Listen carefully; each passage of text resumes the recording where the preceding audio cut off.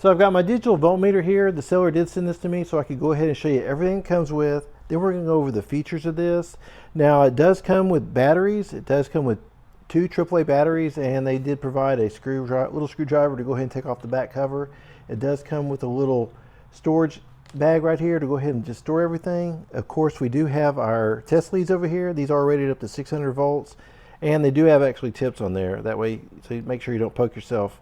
And then also the ends of these, they have covers also. Now the voltmeter itself, it does have quite a few features. Of course, we've got 3 buttons right here. This is 600 volts.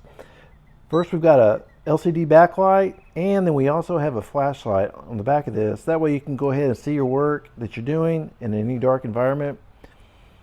And of course, we've got the power button here, and this is an auto function here. Whether you checking voltage for AC or DC, it's automatically going to go ahead and change that. Or if you want, you can just set it on whatever one you want to. We also have ohms, continuity, and then we also have a hold button here to go ahead and just hold the voltage that you want. Also, we have non-contact voltage, so you can put this up to maybe an outlet or any wires, and it's going to let you know if the voltage is either low or high.